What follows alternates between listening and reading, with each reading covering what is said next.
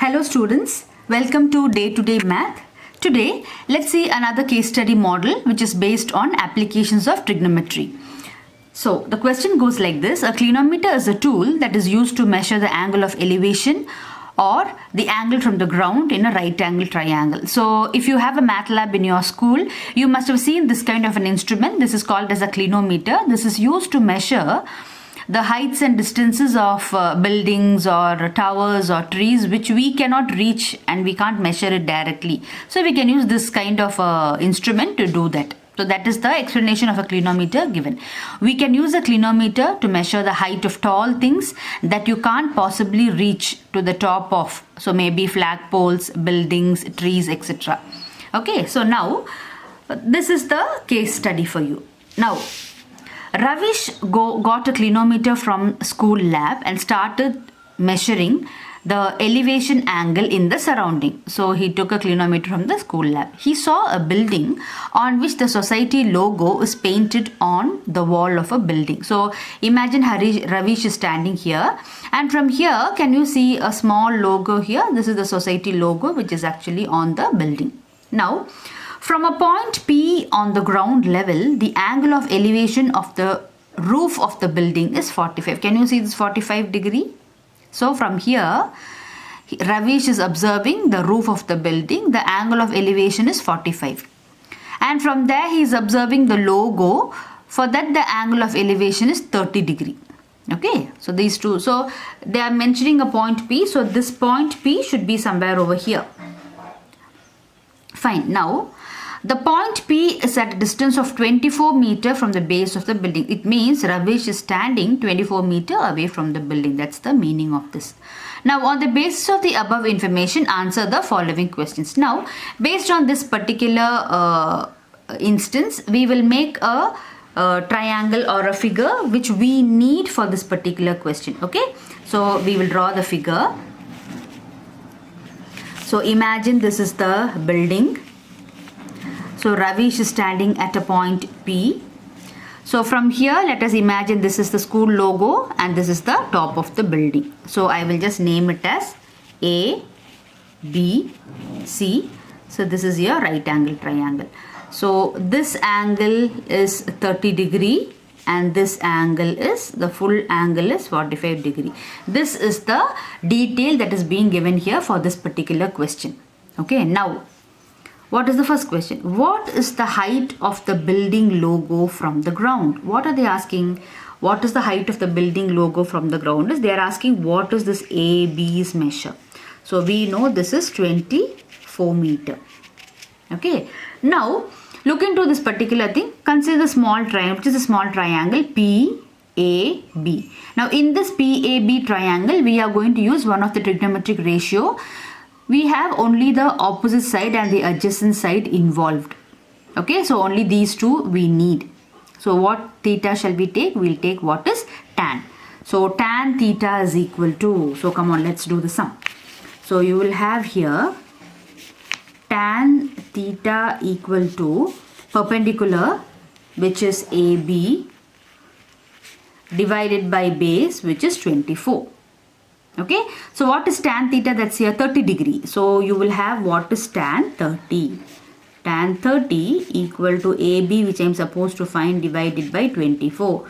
We all know what is tan 30's measure. It is 1 by root 3. So you will have 1 by root 3 equal to AB by 24. So when you bring 24 over here, you will get what is AB's measure. So what is AB equal to? AB is nothing but 24 by root 3. Let us rationalize it. So you will have root 3 by root 3, which becomes 24 root 3 by 3. So 3 will go 8 times. So what's the answer? 8 root 3. 8 root 3, C will be the right option. Okay, so that's for the first one. Now, coming to the second one. What is the height of the building from the ground? So which is the height of the building? From A till C is the height of the entire building. And now you have to consider the entire triangle, which is 45 degrees now. Come on, let's do that. So you will have tan 45 equal to perpendicular, which is the entire AC, divided by base, which is 24. We all know that tan 45 is 1. So AC by 24. So this gives you your AC is nothing but 24 meter. So your C will be the correct option. Okay, so that's the first and the second one. Now coming to the third one. What is the aerial distance of the point P from the top of the building? So let's come back to our figure once again. See here, which is the aerial distance? Aerial distance is this one. They're asking what is the hypotenuse. They're asking what is PC. Okay, so if you're going to take PC, we are going to consider the full triangle. PC is nothing but the hypotenuse. Okay, so we can take the hypotenuse and we can take the base. So which one are you willing to take? You can take any, the ratio which is involving hypotenuse and base, or the ratio which is involving hypotenuse and perpendicular, anything you can take. So I am going to take sine theta. So sine 45 equal to AC by PA. Okay, so that's what I am going to use here. So we'll have sine theta equal to perpendicular. What's my perpendicular? AC. And what's the hypotenuse I'm supposed to find? That is PC.